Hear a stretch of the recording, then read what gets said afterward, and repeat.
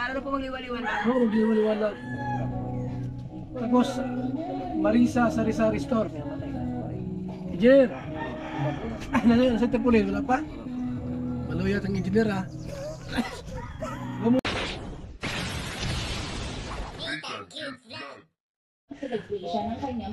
So ayan mga kabayan, at siyempre nandito naman tayo, kasama pa rin tayo nila Kuya Bal. At ngayon, dito naman tayo ngayon sa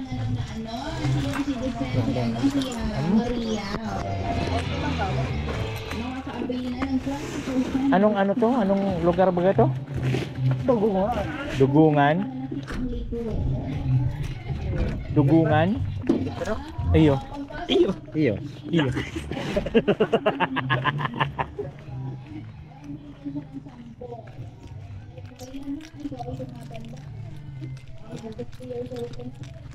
Dugungan.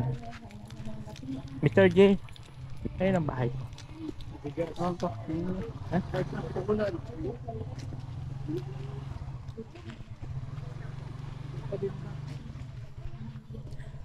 Ayan, kasama pa rin natin si Kuya Bal dito po sa bahay na ito, at kung saan alamin natin kung sino ang may-ari ng bahay na ito.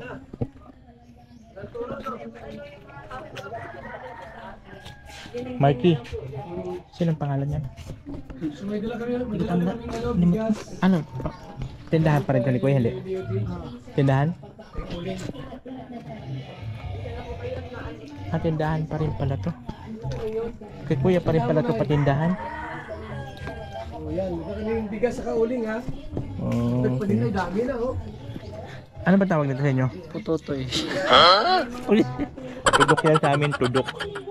Ito may tudok siya, o tudok. Pag biniyak mo yan sa may buay yan sa loob, buay. Buay di sa inyo? Ano? But. But ay muhang nawo. But imuhang ba. Dito kalaki sa akin. Laki ang itlog.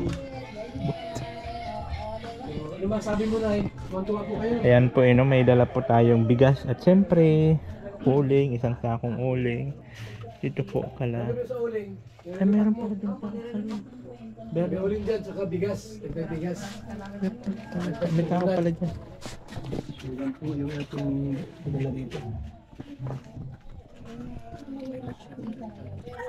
Dugungan to mga kabayan, dugungan. Ay, mayroon kudkuran. Ah, okay. So, maganda, may kudkuran sila. Madaling po kasi yung dito po nakakasama. Mabuti, spasya no? Napo na rin po yung mga. Maganda, gawa ko sila ganito. Sa ganito sa...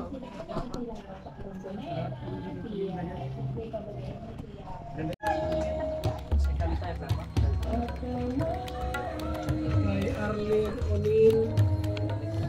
Salamat yan.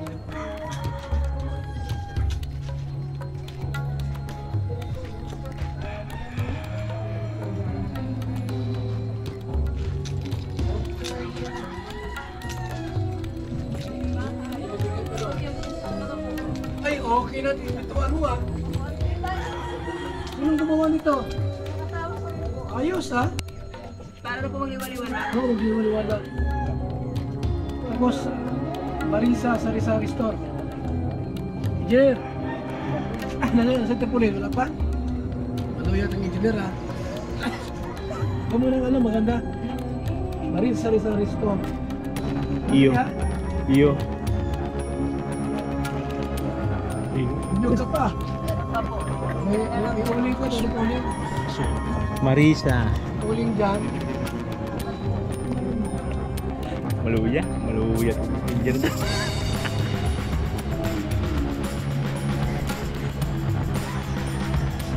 Ayan po pala si Ate Marisa.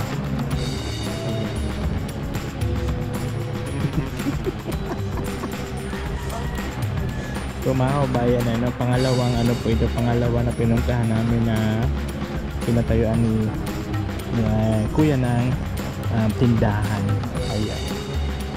Kanina si Ate Glinda ba yun? Tapos ngayon si Ate Marisa. Ayun. Hindi kayo nagtitinda. Ba't di kayo nagtitinda ng... Sigarilyo po. Oo. Ano po kasi, dumaan po kami sa ano talaga, yung nangungutang sa tindahan. Naranasan po namin yung lumapit na sa tindahan na ang inutang namin ay bigas. Hindi kami pinahiram. Inautang. Ngayon, tapos may dumating naman po, alak yung inuutang. Pinautang niya. So, sabi ko po sa Panginoon, pag nagkaroon ako ng tindahan, never akong magtitinda ng alak kasi ano po sa kalooban na yung alak binigyan, pero kaming pagkain hindi kami binigyan. So, ang pagkain po kasi para sa pamilya yan, ang alak, isa lang naman kinabang niya, kaligayahan sa mga barkada lang. Kaya sabi ko po sa pag nagkaroon ako tindahan, never ako magtitinda ng alak at sigarilyo kasi isa lang po ang nakikinabang niyan. Dapat po isang pamilya po ang yung bigas, yung ganyan. Yung pala Kasi yun. sa hirap po ba ng buhay, kaya utang ng bigas. Kaya pala di kayo nagano ng alak sa sigarilyo. Ayan. So, kumusta naman po ang kita dito? Kumusta Okay naman? naman po. Ayos naman po siya. Nakakano po namin maghapon pa yung balo. Ay, okay na. Okay. Saka wala gano dito, wala gano tindahan. Opo. Diyan po sa may gawin niya meron, pero dito gawin. Dito na sa akin. Ayun, sa'yo na napupunta. So, dapat magaling ka na lang nito magpaikot ng ng Kapo bintay. talaga, yung po lagi talaga. Yung pakikisama ko sa kasi. Yun ang pinaka-importante. Ano yung pangalan niyo ulit? Marisa po. Marisa. Ano lalagay tayo dito na Marisa Sari-Sari Store. Wala po yung anak niya, te. Apat po ang anak ko, kaya lang po, isa na lang po yung nasa akin, para babae yung bunso. Kasi po yung dalawa may pamilya na, tapos yung high school po nag-aaral sa Dagkit. So yung bunso na lang, Tapos yung nakahiga, sino po yung nakahiga? Ay, nanay ko po yun. Okay. Nanay ko po yun, yung po yung inaalagaan ko. Ayun. Okay. So, ayun po Ate Marisa, salamat sa entertain sa amin. Maganda, maraming laman Marami. Masyadong kasi yung screen niya maliliit yung kaya hindi masyadong masilid kaya kapag ang screen niya. Oo, maganda. So sagad na daw po yung mister ko dito. Pagbalik po niya kasi nasa trabaho po siya Okay. Sabi ko po lalagyan na ng plastic at yung alikabok baga po. So ayan po mga kabayan, ito po si Ate Marisa, isa rin po sa ng tindahan ni Kuya Val Santos Matubang. Ayan po Ate, thank you so much, halis na po kami. Okay. Ingat po kayo. Thank you. So, ayan. So, ito yung pangalawa na napuntahan naming tindahan na pinagawa po nila Kuya Val Santos Matubang dito po sa bayan ng Camp Norte. Ayan po yun. Basta sa mga ito malikabok daw sa tenga naglalagay. Malikabok. May copyright. May tugtog lang. Sa hindi inaasahan. So ayun na nga mga kababayan, may mga nangangampanya dito. Pero ko dito kay Kuya Val biglang bumaba. Ayun pinagkaguluhan tuloy siya. Siyempre andun yung kanyang mga alalay. Si Kuya Gol, si Marky, siyempre si Gilbert, and Berador. At ako naman dito sa loob lang at baka pagkaguluhan po ako. Ayaw, di ma. Pagkaguluhan ako dyan ng mga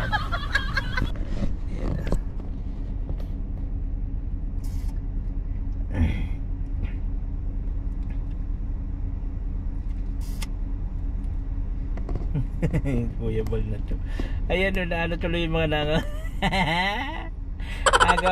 agaw attention si Kuya Val. Si Kuya Val na to. Lakas naman trip talaga. Naku naman Kuya Val. Oh, nating cute vlog, ikaw ang bida.